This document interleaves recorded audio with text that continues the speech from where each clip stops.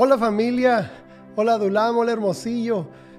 Estamos aquí un domingo más compartiendo la palabra, estando unidos en espíritu, en corazón, obviamente compartiendo esta misma fe en Cristo Jesús y levantando su nombre en alto. Gracias por acompañarnos el día de hoy. Yo sé que alabaste junto con nosotros, estás siendo bendecido y obviamente espero bendecirte con la palabra del día de hoy. ¿Qué te parece si pones tu mano en tu corazón y oras conmigo? La oración que siempre hacemos es una declaración entregando nuestro corazón a la palabra de Dios. Entonces haz esta oración conmigo. Dios, mi corazón es tierra fértil para tu palabra. Que la palabra que hoy escuche traiga mucho fruto.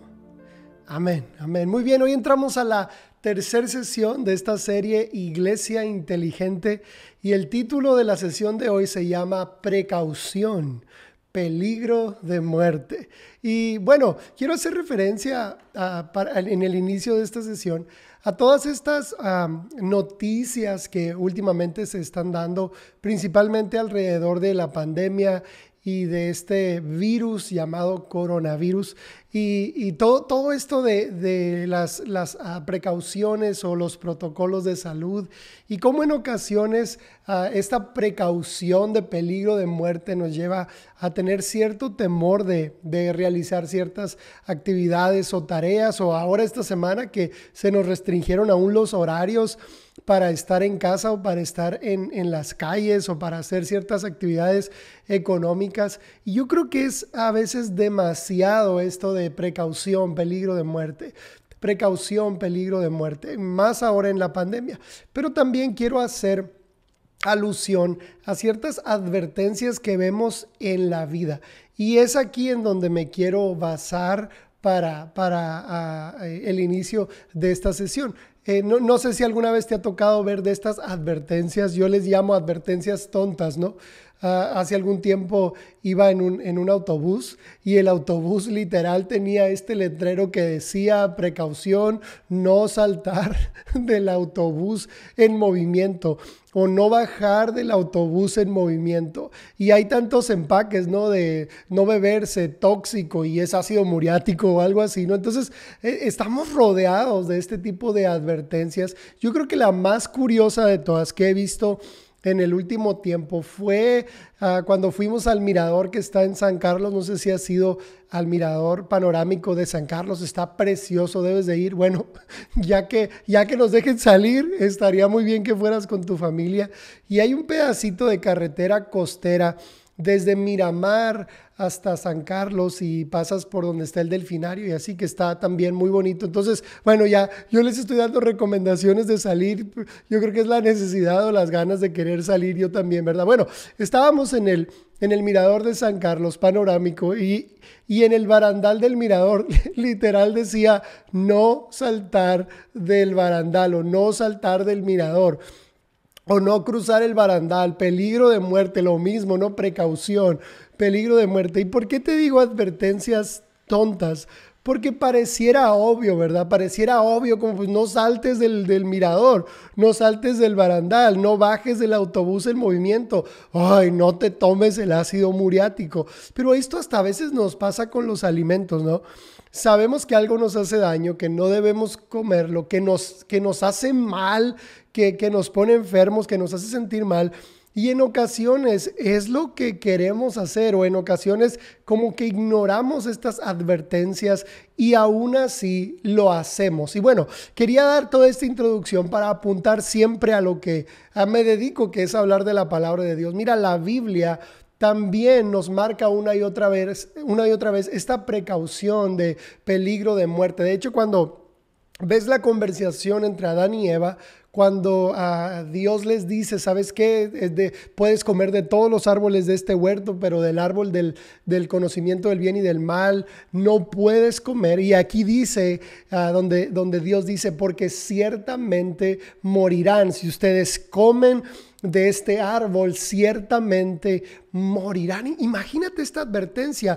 Dios literalmente le está diciendo a Adán y Eva, precaución, peligro de muerte. O sea, yo me imagino un letrero gigante, a lo mejor imagínatelo conmigo, esos letreros amarillos con signos de admiración, esos así súper llamativos y arriba del árbol de la vida, digo, el árbol del conocimiento del bien y del mal, ¿no? Arriba de este árbol prohibido que decía precaución, peligro de muerte. ¿Y sabes qué hizo Adán y Eva? Pues van y comieron del árbol prohibido y ya vemos en todo el problema en el que nos hemos metido por esa desobediencia. Pero la Biblia no solamente marca esta advertencia, sino que a través de todo el Antiguo Testamento, y aún lo vemos en las palabras de Jesús y en las palabras de los apóstoles, esta advertencia, la paga del pecado es muerte. Sí, la paga del pecado es muerte, precaución, peligro de muerte, peligro de muerte. Mira, los 10 mandamientos que para mi punto de vista siguen vigentes hasta el día de hoy. Sí, si volteamos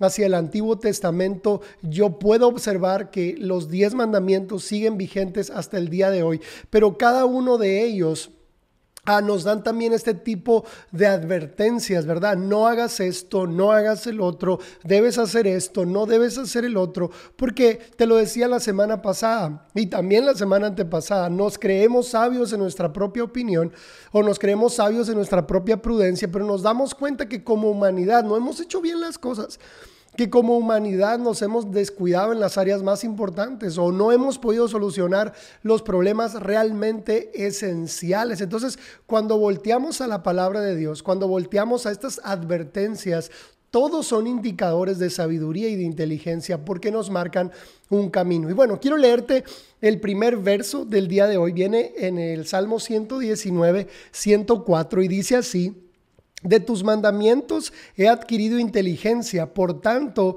he despreciado todo camino de mentira. Mira, el salmista está diciendo que adquirió inteligencia por medio de los mandamientos de Dios, por medio de esta dirección que Dios le estaba dando, que Dios le daba a través de sus mandamientos. Y sabes que hay demasiada sabiduría en los mandamientos de Dios. Es algo extraordinario porque yo te he enseñado que la ley de Dios se resume en 2 mandamientos, que es: amarás a Dios y amarás a tu prójimo, y que a fin de cuentas Jesús y los apóstoles resumieron toda la ley en un solo mandamiento: ama a tu prójimo como a ti mismo. Pero aquí te va. Los 10 mandamientos hablan acerca de esta intención del corazón de Dios de amarlo a Él y amar a las personas. Los primeros 4 mandamientos hacen referencia directamente a tu relación con Dios. Los primeros 4 mandamientos es nuestra vida vertical. Dice: amarás al Señor tu Dios, no tendrás dioses ajenos delante de mí, no tomarás el nombre de Dios en vano y honrarás el día del Señor. Estos 4 nos conectan con Dios y nos enseñan a amarlo, ¿sí? Nos dan sabiduría para amarlo. Pero los otros 6 mandamientos nos dicen cómo debemos amar a nuestro prójimo. Y empieza diciendo que debemos honrar a nuestros padres y después nos da una serie de instrucciones de cosas que no debemos hacer, que es lo contrario a amar al prójimo. No robarás, no mentirás, no adulterarás, no codiciarás las cosas de tu prójimo, nada de lo que tu prójimo posea, no dirás falso testimonio. Bueno, entonces, si te fijas, lo que hacemos en nuestra vida vertical nos capacita para realizarlo, para realizar nuestra vida horizontal. En ocasiones, cuando leemos que tanto Jesús como los apóstoles resumieron toda la ley en este mandamiento de amar a tu prójimo como a ti mismo, decimos: bueno, un solo mandamiento. Sí, porque para cumplir ese mandamiento necesitas aprender a amar a Dios, porque el amor a Dios es lo que nos capacita para cumplir el ama a tu prójimo como a ti mismo. Los primeros 4 mandamientos de la ley de Moisés o de los 10 mandamientos nos enseñan a amar a Dios y nos capacitan para tener una vida en lo horizontal de manera correcta. Y lo he dicho de otras maneras: lo que pasa en lo vertical se ve en lo horizontal. Y la relación con Dios, la forma en la que nos relacionamos con Dios habla acerca de cómo nos relacionamos con los demás. Es más, podemos aún, y no es porque nos pongamos a juzgar a nadie, pero podemos medir qué tipo de relación tiene una persona con Dios viendo cómo es su relación con las demás personas. Y bueno, me refería a esto como la sabiduría que hay en la ley de Dios, pero quiero volver al hecho de la advertencia que Dios hace en todo el Antiguo Testamento, y no solamente en todo el Antiguo Testamento, en toda la Biblia. Toda la Biblia está llena de esta precaución, peligro de muerte. El pecado trae muerte, el pecado destruye, el pecado, no hagas esto porque te va a destruir. Y vemos que Dios es severo con el pecado, simple y sencillamente porque Dios siempre va a destruir algo que te destruya a ti o que te vaya a destruir a ti. Si tú tienes un sueño y ese sueño es algo personal y ese sueño es algo que te pueda destruir a ti, Dios va a destruir cualquier cosa que te vaya a destruir a ti. Escucha esto, Dios es tan severo con el pecado por esto mismo. Entonces, yo quiero ir enlazando cada una de estas ideas, pero quiero ayudarte a ver aún más amplio el panorama de lo que ocurría en el Antiguo Testamento con esta situación. El pueblo de Israel vivía como un círculo vicioso, enfermizo y muy triste, porque a pesar de las advertencias de Dios, porque a pesar de que Dios les decía qué no debían hacer y qué sí debían hacer, y no solamente eso, sino que les daba promesas de que si cumplían su ley, de que si seguían sus mandamientos, todo les iba a salir bien, iban a tener prosperidad, iban a ser la nación más poderosa sobre la tierra y tantas cosas. El pueblo de Israel estaba obsesionado en este círculo vicioso enfermizo de, estaban bien con Dios, pero después empezaban a desobedecer, se iban detrás de otros ídolos, se iban detrás de otros dioses, ofrecían sacrificios a otros dioses, se alejaban de Dios, venía un ejército enemigo y los conquistaba, había ruina en su pueblo, había esclavitud, había hambre. Volvían a Dios, o sea, después de la crisis volvían a Dios, clamaban por misericordia. Claro, Dios los perdonaba, Dios mostraba su misericordia, porque Dios es así, porque Dios siempre lo va a hacer así. Dios los perdonaba, Dios los atraía, Dios los defendía, Dios los liberaba de la esclavitud. Dios hacía todo esto y al tiempo el pueblo otra vez empezaba a desobedecer, empezaba a ir detrás de otros dioses, empezaba a dar sus ofrendas y aún sus hijos y aún tantas cosas a otros dioses, empezaba a adoptar costumbres de otros pueblos, se alejaban de Dios y venía la catástrofe, se arrepentían y Dios los perdonaba. Y ves esta historia a través de todo el Antiguo Testamento. Todo el Antiguo Testamento es este círculo vicioso, enfermizo. Yo quiero que aparezca en pantalla y le pongas mucha atención a una gráfica que hicimos para tipificar este mismo círculo que lo podemos ver en el pueblo de Israel, pero en ocasión nos podemos ver inmersos tú y yo en algo muy similar. Y mira, todo empieza en la comunión. Porque la comunión es lo que nuestro espíritu anhela tener con Dios, ¿ok? Tú y yo anhelamos vivir en comunión con Dios, sí. Dios se hizo hombre en Jesús, abrió un camino, nos limpió, nos dio su espíritu, lo hizo todo esto, se rompió el velo cuando Cristo murió en la cruz para que tú y yo pudiéramos tener comunión con Dios. Dios ya hizo todo lo que Él tenía que hacer para darnos comunión. Pero en ocasiones nosotros fallamos o perdemos esa comunión por alejarnos de Dios. Dios no se aleja de nosotros, nosotros nos alejamos de Él. Pero entonces, todo empieza en la comunión. En este momento aparece la imagen en pantalla y va a estar en pantalla en el transcurso de toda esta explicación. Bueno, empieza en la comunión. Después de la comunión siempre va a venir una etapa de tentación, donde nos sentimos obviamente tentados a alejarnos de Dios, a tomar otro camino. Sentimos alguna atracción, algún hábito, algo que puede ofender o lastimar nuestra comunión con Dios. Después de ahí viene el pecado. Estamos hablando de un círculo vicioso malo, ¿ok? De un patrón negativo de la tentación. Si cedemos a la tentación, caemos en pecado.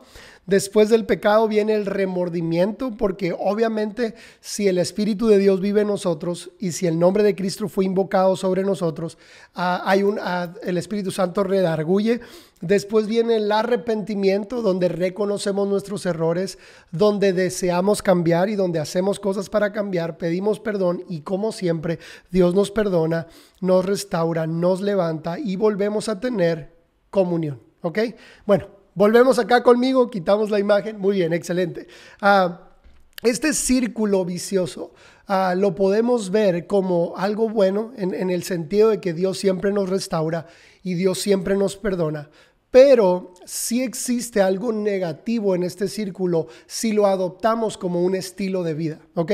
Si adoptamos este estilo de vida de tener comunión, que la tentación llegue a nuestra vida, no enfrentar la tentación de manera adecuada, sino ceder a la tentación y volver a los mismos malos hábitos y volver al pecado y luego tener remordimiento, sentirnos miserables, después arrepentimiento, pedir perdón, Dios nos restaura, sí. Pero este estilo de vida no es el estilo de vida al que Dios nos llamó. Yo quiero dejarte claro eso. Dios no te llamó a este estilo de vida.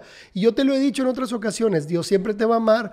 Dios siempre te va a perdonar, pero no desperdicies tu vida en el pecado. No desperdicies tu vida en el error. Hay una mejor forma de vivir la vida, pero aún en este punto hay una sola raíz que nos lleva en ocasiones a vivir en este círculo vicioso. En este, no sé, patrón de vida que no es bueno para nosotros porque no nos deja avanzar, ¿ok? Y es una falta de amistad con Dios, una falta de comunión con Dios, una falta de intimidad con Dios. Eso es lo que nos va a llevar a volver a ceder a la tentación y a caer en pecado. Y esto se va a ir repitiendo, así como lo vemos en el pueblo de Israel, que cuando ya estaban hundidos, que cuando ya no tenían salida, clamaban a Dios y Dios los rescataba. Pero la intención de Dios es que vivamos una vida en abundancia, una vida en victoria, una vida de triunfo en triunfo, como dice su palabra, y de victoria en victoria. Pero este estilo de vida tiene esta raíz: falta de amistad con Dios, falta de una comunión profunda con Dios. Y quiero leerte otro verso. Viene en Oseas 4:6 y dice así: mi pueblo está siendo destruido porque no me conoce. ¿Escuchaste? La destrucción o tal vez la decadencia en una vida o en este caso el pueblo de Dios del que hablaba el profeta Oseas, da la dirección al hecho de que no conocían a Dios. O sea, todo esto de ir detrás de otros dioses, de tal vez confiar en otros dioses, tal vez de ofrecerle su vida a otros dioses, alejarse de Dios, tomar conductas de otros pueblos, y todo esto tenía una sola raíz y era: mi pueblo no me conoce. Mi pueblo no tiene una relación íntima conmigo. Mi pueblo no ha levantado realmente un altar de adoración para mí y ha aprendido a amarme y a conocerme. Mi pueblo no me conoce. Por eso está siendo destruido. Escucha, no por Dios, sino como consecuencia de la desobediencia. Y te sigo leyendo. 1 Juan 2, del 3 al 5, dice así, que prácticamente este verso es el respaldo de lo que Oseas decía hace un momento. Dice: en esto sabemos que nosotros hemos conocido a Dios, en que guardamos sus mandamientos. El que dice yo lo conozco y no guarda sus mandamientos es mentiroso y la verdad no está en él. Pero el que guarda su palabra, en este verdaderamente el amor de Dios ha sido perfeccionado. Por esto sabemos que estamos en él. Mira, wow, me encanta ese verso. Porque la persona que conoce a Dios, la persona que ama a Dios, deja de amar el pecado, ¿sí? No quiere decir que no fallemos, no quiere decir que en cierta ocasión de debilidad no fallemos, pero sí quiere decir que dejamos de amar el pecado. Quiere decir que nuestra naturaleza cambió al grado que deseamos hacer lo bueno, que deseamos hacer la voluntad de Dios, que deseamos agradar a Dios. Otra vez, el que conoce a Dios y el que ama a Dios ya no ama el pecado. Y aún como lo decía el salmista, aborrece el camino de mentira, aborrece el camino del pecado. Y te lo digo otra vez: somos propensos a fallar, es cierto. La gracia de Dios es nuestro aliado. La gracia de Dios es un seguro de vida para cualquier error o accidente que tengamos. Esa es una realidad. El problema es cuando voluntariamente corremos hacia el pecado, cuando tal vez nuestro corazón no ha cambiado al grado de amar a Dios y aborrecer el pecado, porque alguien que ama a Dios va a aborrecer todo lo que Dios aborrece, ¿ok? Y aquí quiero ir obviamente, dándote un poco más de palabra, pero quiero ir armando el punto central de la enseñanza del día de hoy cuando hablábamos de precaución, peligro de muerte. Mira, hay gente que dice: es que, pastor, el cristianismo es demasiado difícil. O sea, no sé, el cristianismo exige mucho de nosotros. Y yo quiero aclararte algo. La vida cristiana, o sea, me refiero al hecho del estilo de vida que Cristo nos dejó, porque cristiano significa pequeño Cristo. La vida cristiana es fascinante. La vida cristiana es la mejor aventura y la más grande aventura que podamos tener. Es lo mejor que nos pudo haber pasado en la vida. En verdad es lo mejor que nos pudo haber pasado en la vida. El estilo de vida religioso, ese sí es una pesadilla, ¿ok?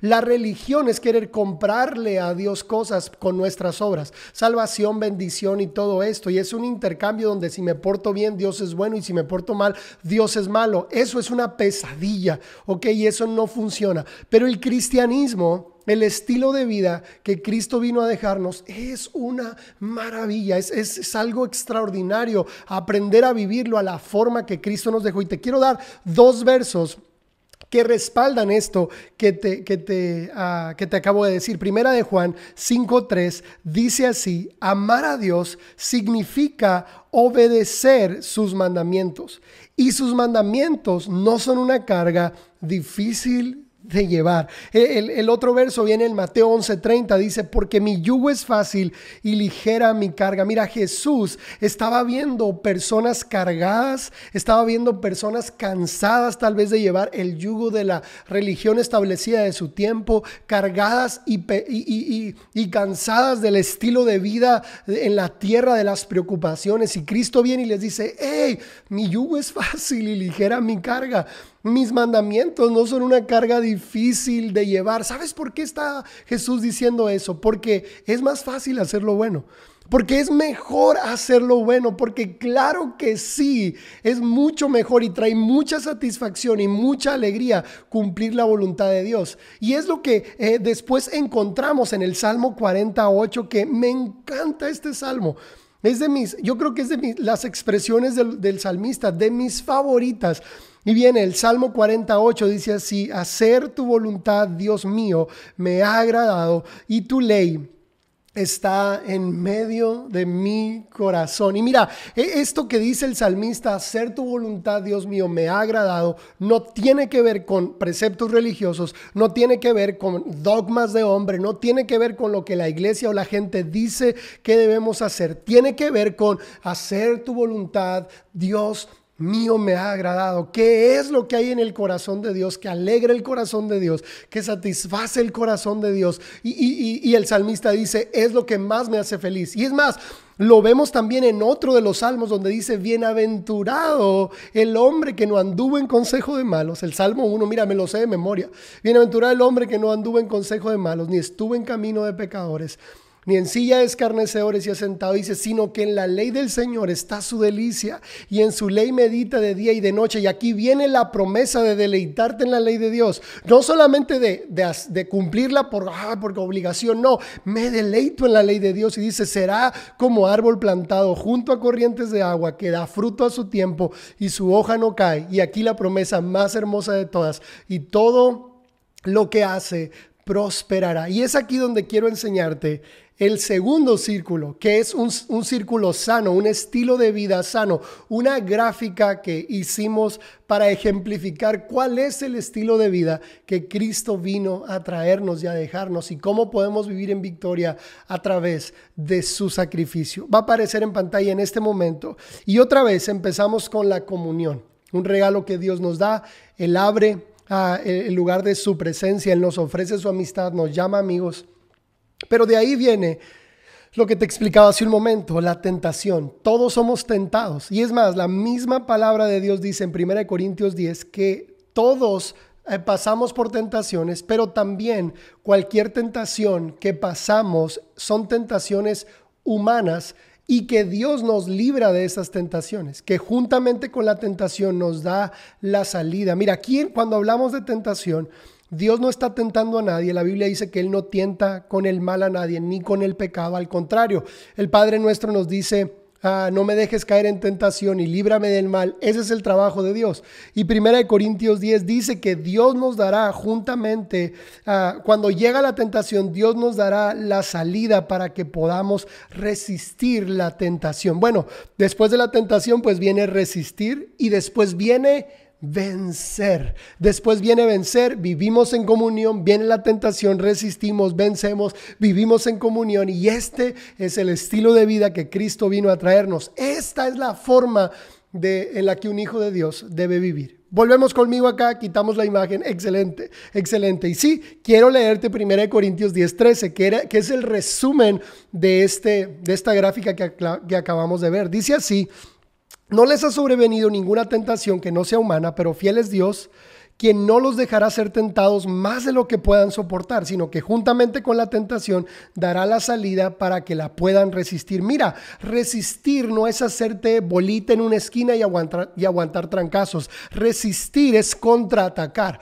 Eso es resistir. Pero en el caso de la tentación, la Biblia dice que la única manera que podemos resistir la tentación es huir. Y lo acabamos de leer en 1 Corintios. Dice que Dios nos dará la salida. ¿Para qué? Para huir.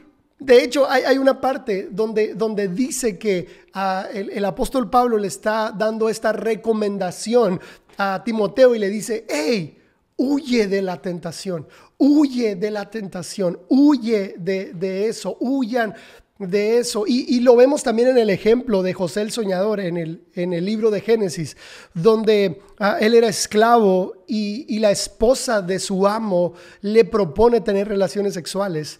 Y me encanta la escena porque ella fue muy insistente, pero José el soñador contesta y dice: mira, aunque ahorita mis papás no me están viendo, aunque estoy en un país extranjero, aunque soy esclavo, aunque nadie se va a dar cuenta, no puedo hacerlo porque no voy a ofender a Dios.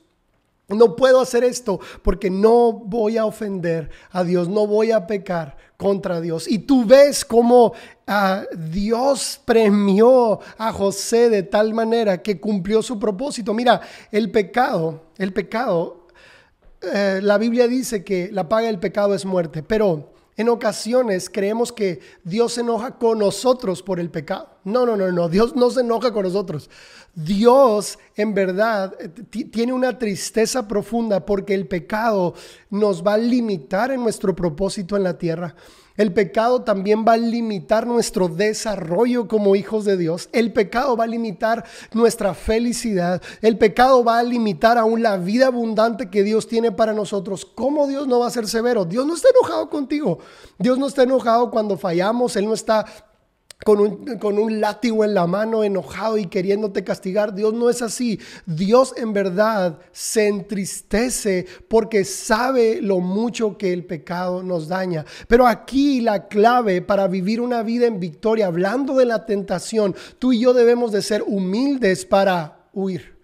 Tú y yo debemos de ser humildes para correr de la tentación. Porque eso de, no, es que yo soy lo suficientemente espiritual y maduro para soportar la tentación. No es cierto, nadie lo es. La Biblia dice que el que cree estar firme, mire que no caiga. Y cuando tú y yo somos lo suficientemente humildes, corremos de la tentación y corremos a Dios. Y es ahí donde el salmista dice que el que corre a la voluntad de Dios, el bien y la misericordia, lo siguen todos los días de su vida. Y cierro esta sesión con dos hechos que me gustan mucho. Primero quiero cerrar el hecho de cómo entrenar, ¿ok? Cómo entrenar para huir de la tentación, ¿ok? Cómo entrenar para tener esta sabiduría para no solamente huir de la tentación, sino hacer lo correcto. Y te leo dos versos. Josué 1:8 dice: estudia constantemente este libro de instrucción, medita en él de día y de noche para asegurarte de obedecer todo lo que ahí está escrito. Solamente entonces prosperarás y te irá bien en todo lo que hagas. Fíjate la promesa de Dios. Estudia la palabra, habla la palabra, cumple la palabra y todo te saldrá bien. Todo te va a ir bien, vas a tener éxito en todo. Nadie puede hacer esa promesa. Este es el entrenamiento, ¿ok? El otro verso viene en Mateo 26:41 y dice: velen y oren para que no entren en tentación. El espíritu a la verdad está dispuesto, pero la carne es débil. Esta es otra virtud del entrenamiento de un hijo de Dios. Lo primero es estudiar constantemente la palabra de Dios, llenarte de la palabra de Dios, obviamente para obedecerla, pero lo otro que es el complemento perfecto es velen en oración, porque la carne es débil. La carne siempre va a tender a eso incorrecto y el espíritu a lo correcto. Cuando tú y yo entrenamos nuestro espíritu, cuando tú y yo entrenamos nuestra carne, cuando tú y yo estamos en constante entrenamiento para obedecer a Dios, podemos resistir la tentación. Pero escucha, no resistirla de aguantar. Tener la sabiduría para encontrar la salida correcta y huir de la tentación y correr a Dios. Pero aquí va el resultado. Sí, Josué 1:8 nos da promesas, todo te saldrá bien, sí, tendrás éxito en todo. Pero yo creo que el resultado más hermoso de todos viene en el Salmo 25, verso 14, y dice así: la comunión íntima del Señor es con los que le temen, y a ellos hará a conocer su pacto. Mira, podemos tener muchos beneficios por huir de la tentación. Podemos tener muchos beneficios por haber entendido estas advertencias que Dios nos da. El pecado es un peligro de muerte. Huye de la tentación, huye del pecado. Pero hay un resultado muy hermoso. Y esto es lo mejor que nos puede pasar en la vida. Y es tener amistad con Dios.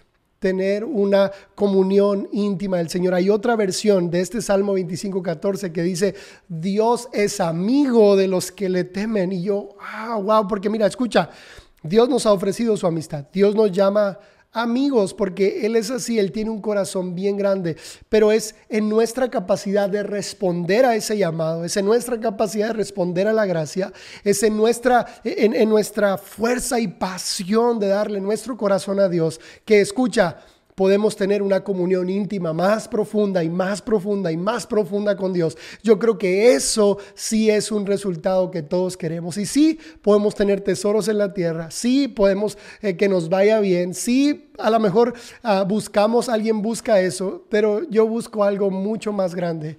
Y es tener una amistad con Cristo Jesús.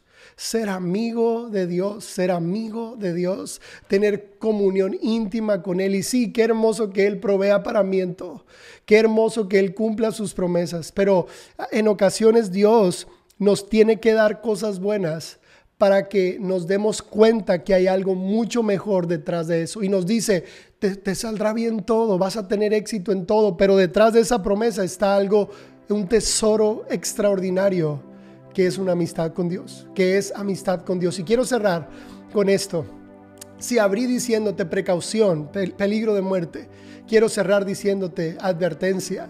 Hay vida en Cristo Jesús. Advertencia, hay sanidad en Cristo Jesús. Advertencia, hay prosperidad en Cristo Jesús. Advertencia, hay lo mejor de la vida está en Cristo Jesús. ¿Sabes que lo mejor que te puede pasar es que Dios sea tu número uno? Eso es lo mejor que le puede pasar al ser humano. Cierra tus ojos ahí donde estás y ora conmigo. Dios.